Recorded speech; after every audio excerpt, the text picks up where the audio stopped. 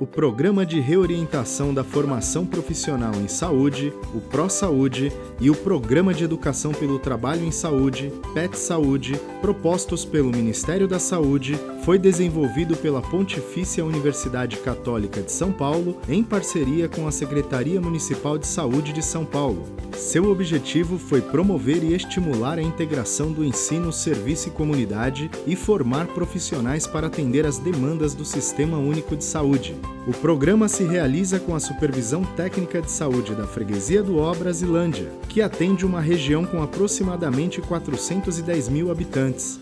Mais especificamente, foi desenvolvido em algumas unidades básicas de saúde da microrrede Alto da Serra, nos Centros de Atenção Psicossocial e Centro de Convivência da Brasilândia, com foco na relação entre saúde mental e atenção básica entre os anos de 2012 e 2017. Dentre os vários temas que o projeto trabalhou, um deles focalizou a promoção de saúde de adolescentes e jovens, com foco na ação em rede e no trabalho intersetorial.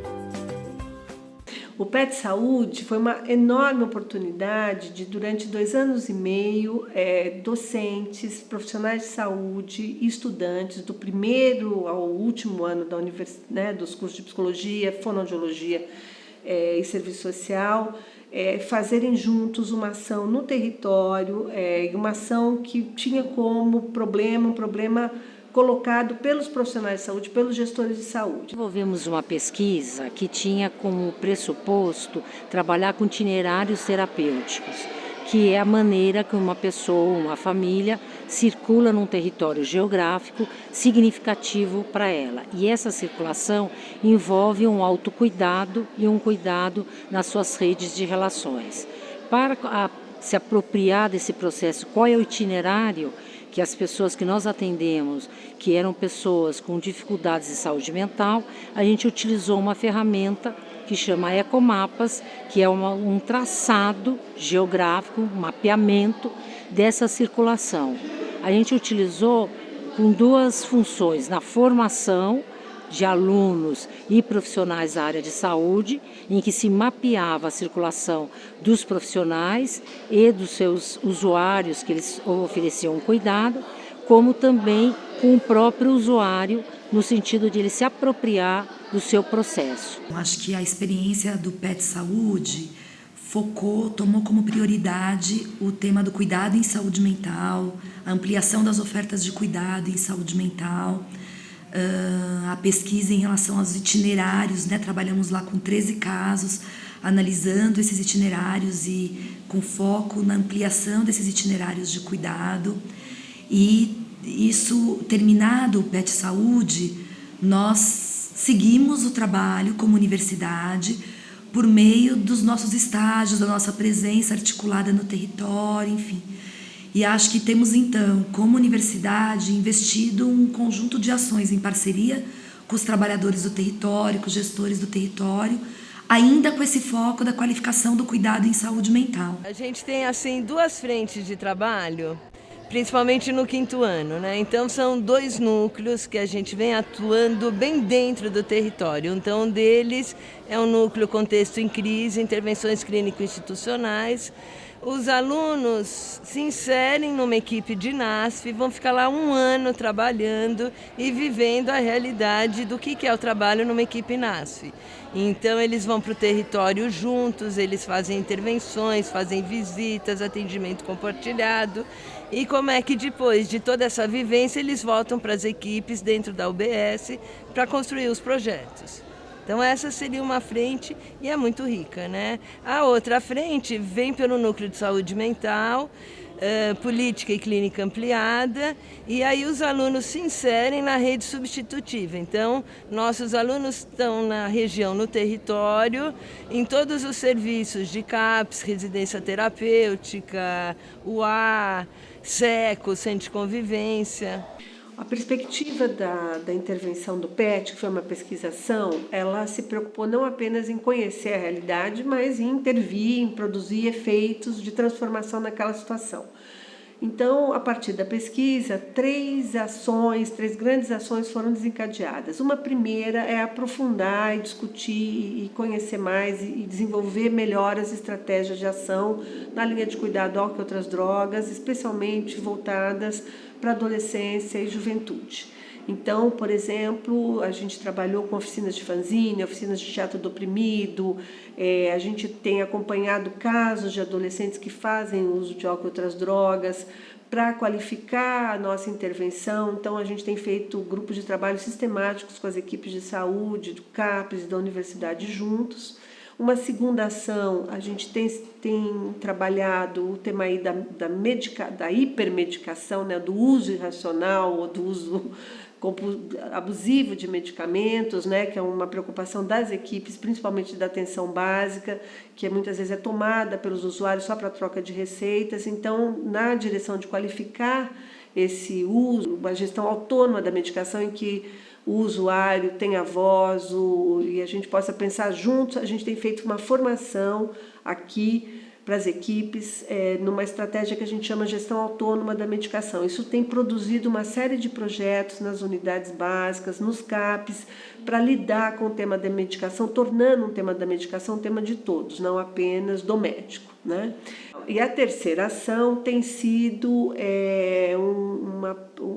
tem se voltado, né, para uma questão que é a violência contra jovens, especialmente em relação à juventude negra, em relação, quer dizer, à violência policial, os temas de morte de jovens nesse território. Essa ação se dedicou mais no início ela trabalhou na forma de pesquisas, mas também, né, da nossa participação na política pública, que é o Juventude Viva. O Juventude Viva foi uma política pública implementada na gestão passada do Haddad, no período de 2014, 2015 e 2016, que focava o protagonismo dos jovens na periferia, principalmente na questão da violência contra o jovem negro, né, e que tinha grandes índices de mortes e de violências no cotidiano. A PUC entra nessa grande empreitada, atuando dentro do núcleo de políticas públicas, né, psicologia e políticas públicas, atuando com os estagiários, que foram ao todo 19 estagiários durante todo esse período, que acompanharam as intervenções e o trabalho, né, dos articuladores que eram lideranças dos territórios. Uma das ações que mais me marcou durante esse percurso de estágio junto do Juventude Viva foi uma audiência que foi realizada no Centro Cultural da Juventude na Cachoeirinha, que contou com a participação de profissionais do CAPS, coordenador do plano, Conselho Tutelar e outros representantes aí que cuidam da juventude. E foi muito legal porque a atividade foi organizada de um jeito que eu achei interessante. Então a gente se dividiu, acho que tinha umas 120, 150 crianças, jovens, já não eram tão crianças assim, tinham de 11 a 15 anos. E a gente se reuniu em 3 ou 4 grupos ali, e nesses grupos a gente foi conversando sobre os problemas que eles enfrentam no dia a dia deles. Então, desde da relação com os pais até a dificuldade de chegar num lugar, de acessar um serviço ou de ir fazer alguma coisa que tem vontade e medo de ir na praça, porque a praça pode ser perigosa por um motivo ou por outro. Enfim, foi muito rico a experiência de poder ouvir deles próprios. Acho que a gente, dentro da universidade, fala muito sobre isso, escuta muito sobre isso, quais são os problemas da juventude, né? Mas a possibilidade de escutar deles e de conversar diretamente com eles foi muito rica. Nós temos enfrentado o desafio de trabalhar junto com as equipes o tema da violência, que era um tema que, quando a gente falava de saúde mental no PET Saúde, já aparecia como um tema importante, um tema bastante duro no território, bastante mobilizador para as equipes, e que a gente, então, pactuou, começamos a pactuar com as equipes um trabalho conjunto no sentido de vamos, então, entender como se caracteriza essa violência, como ela nos mobiliza e como nós qualificamos nossas intervenções em relação ao cuidado e às ações em situações de violência. A realidade aqui das crianças e adolescentes que residem, ela é diversa no seguinte sentido. A gente tem 2 distritos administrativos, a Freguesia do Ó, que é um distrito organizado socioeconomicamente melhor, né? E a Brasilândia, que é um distrito mais recente, que a organização urbana e socioeconômica é mais precária. A nossa demanda vem desses 2 distritos para o CAPS infantil, e o que a gente percebe é que a Brasilândia ela traz questões mais importantes com relação à vulnerabilidade social, violência, violações de direitos para criança e adolescente, que acarretam uma série de sofrimentos, inclusive o uso abusivo de álcool e drogas, né? Então, e na Freguesia do Ó tem uma outra questão que é mais voltada para questões de relação, comportamento ou dificuldades aí, de estar no mundo, mas não necessariamente muito voltada para a situação social, né? A precarização da realidade de vida assim, das crianças. Acho que é importante dizer, né, que uma das coisas do nosso território, aqui na Freguesia do Ó Brasilândia, é a vulnerabilidade, né? A gente tem áreas em que a infância e a juventude está à margem de todo um sistema de ofertas, né? A escola é muito difícil, os espaços de lazer foram sendo destituídos ao longo do tempo. Então, a gente também teve a experiência de ir lá no clube, que era Clube Escola antes, um CDM. O cara banca sozinho que as crianças façam o futebol e que, de alguma forma, elas possam ter outras oportunidades na vida que não seja estar pela rua, né? Elas possam ter outras experimentações, que seja pelo futebol.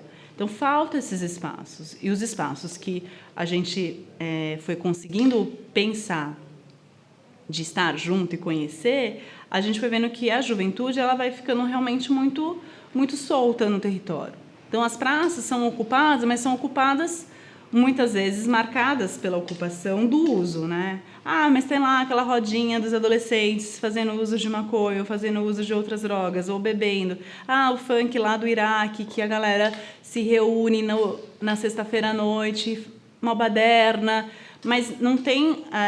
a gente precisa entender melhor, né, que esses são os espaços de produção de vida dentro desse território, né? São os espaços em que os nossos jovens têm conseguido acessar para viver a sua juventude, né? Seja no funk, seja na roda de amigos, seja também essa identidade de grupo, né? Então, a gente ainda tem um percurso ainda. Acho que, nesse momento, né, esse território tem tensionado mesmo para que a gente possa pensar estratégias territoriais, estratégias em que a gente compreenda onde estão os jovens, né, e como a gente pode estar junto com eles. Acho que esse processo foi bastante interessante. Este processo foi enriquecedor para o Conselho, que se apropriou da sua realidade, como também para os alunos. Para os nossos alunos, significou a inserção num território, a compreensão dessa dinâmica, a compreensão da relação das regiões periféricas com o centro de São Paulo, né? Portanto, ela se constituiu num momento raro de aprendizado, né? Eu acho que essa relação ensino-unidade, ela expressa, no meu entendimento, não é, uma parceria entre conhecimentos, saberes e práticas, sem uma hierarquização desses aspectos, e eu considero que esta troca ela tem que ser horizontal na medida em que as unidades participam do planejamento do que vai ser realizado no território, né?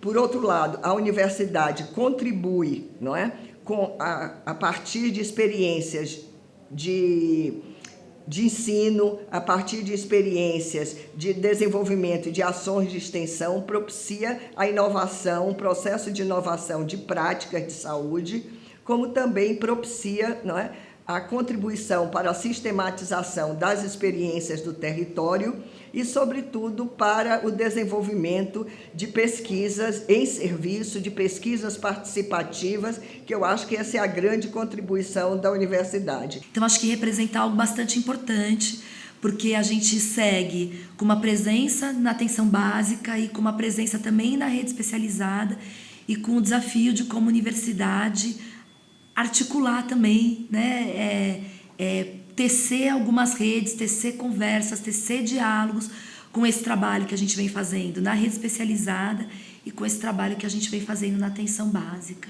Olha, essa integração da saúde com a educação, ela é de fundamental importância, porque é dentro da escola que a gente consegue ter o acesso a uma grande parte da população desse território, da Brasilândia. E a importância dessa aproximação e dessas práticas foi um facilitador para dizer que nós estamos juntos, né? Estamos no território de vulnerabilidade social e também um território onde as políticas públicas elas ficam muito distantes. Então, o que a gente tem hoje no território? A gente tem a saúde, né? E tem a educação, que também está na sua forma muito precária, né? E com os adolescentes com muitos desejos, um vulcão adormecido. E a gente vai percebendo um aumento de algumas doenças sexualmente transmissíveis, gravidez na adolescência, uso de drogas, o início de uso de substâncias psicoativas muito cedo. Então, a aproximação da saúde com a educação foi um facilitador para que a gente conseguisse fazer uma abordagem sobre esses temas, né? Primeiro a gente vai construindo a base para poder a gente entrar nesses assuntos, porque não são assuntos muito fáceis de falar, né? Muitas vezes a gravidez na adolescência, o percurso da gravidez é de desconhecimento da família, né? E por sua vez ela tem muito medo de procurar a unidade de saúde. O início de substância psicoativa muito precoce também é um fator de exclusão do aluno na escola e, portanto, na sua vida social. Ele vai perdendo os repertórios sociais, né? Então, ele vai se afastando de muitas possibilidades. A aproximação da unidade de saúde, onde vai levando esses temas, esses assuntos, onde a gente vai possibilitando falar sobre isso num contexto de roda de conversa, sem o julgamento, sem o preconceito, sem apontar culpados, ou se tratar de o que é legal ou ilegal, isso é um fator facilitador para que a gente possa estabelecer esse diálogo. As maiores dificuldades encontradas em trabalhar com o adolescente na atenção básica é o fato de que eles não vêm até a atenção básica.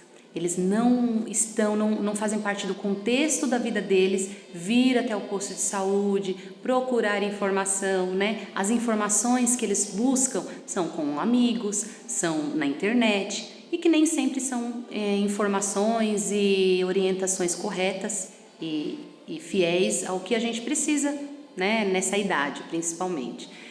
Então foi onde nós iniciamos esse trabalho em ir até o adolescente. No nosso dia a dia, nós adolescentes, nós não frequentamos UBS ou qualquer ambiente de saúde. Então, para nós, eles ir até a escola é muito bom conscientizar a gente, orientar a gente, porque tem perguntas que a gente não vai fazer para nossos pais e muito menos da UBS. Então, isso traz segurança para a gente, eles dentro da escola. É muito legal esse tratamento, porque quem nunca conheceu alguém que está grávida, mesmo antes, no momento jovens na escola, então esse projeto de estar ali falando sobre a gravidez, quebrando um tabu, falando sobre aborto, porque é um assunto que causa bastante discussão, falando sobre métodos contraceptivos, sobre como isso vai influenciar na vida da gente, é algo muito interessante. Então eu acho que é muito importante esse trabalho da UBS com a escola, porque muda bastante o modo como a gente pensa e como a gente vê as coisas no dia a dia.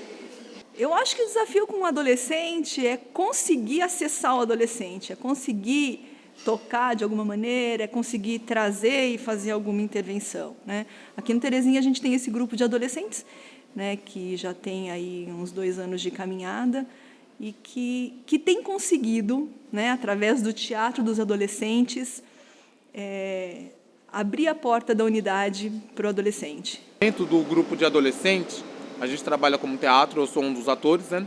Onde a gente trabalha com 3 peças, que é a peça de álcool e drogas, sobre sexualidade, e também sobre o bullying. Onde a gente tem a peça do Juquinha e Bibi, onde eu sou o Juquinha, onde a gente tenta resgatar esses adolescentes. Quando a gente começou, a gente não sabia qual seria o método usado. Aí quando surgiu a proposta do teatro, foi assim impactante para eles, porque foi muito assim, foi muito boa a repercussão. Eles se colocarem no lugar, porque então se a gente chega e orienta, é assim, assim, assim, assim, eles achavam aquilo tudo muito chato, muito maçante. E quando a gente expõe a realidade, tenta chegar o mais próximo possível, que eles veem aquilo, eles geram uma crítica. Então eles param e refletem. Tem uma adolescente que ela assistiu a peça até fora da nossa unidade e ela chegou na UBS em um dia comum para nós e procurou um dos auxiliares que estavam no dia, referindo que ela estudava, que ela precisava usar um anticoncepcional, porém a mãe era contra. E essa adolescente de 17 anos iria iniciar com uma atividade sexual, mas ela queria de alguma forma se proteger. E aí nós tivemos uma conversa com ela, no final ela acabou contando que ela tinha um problema em casa com os pais, mas que ela tinha consciência de que ela não queria ter filhos. E aí a gente acabou conversando com ela, iniciou uma contracepção e hoje ela acompanha até hoje. Ela não é da nossa unidade, mas ela acompanha até hoje conosco. As práticas que a gente propõe, por exemplo, da comunidade, né, elas partem do princípio de que a criança ela precisa ter ambientes que sejam protetores, saudáveis, acolhedores, e isso já diminui a questão do sofrimento psíquico delas, né? Então, a possibilidade de você estar junto com a criança, oferecendo que a rua dela ou que o espaço de convivência que ela esteja seja um espaço mais interessante, acessível e tal, já reduz, por exemplo, danos como o início muito precoce no uso de álcool e drogas, né?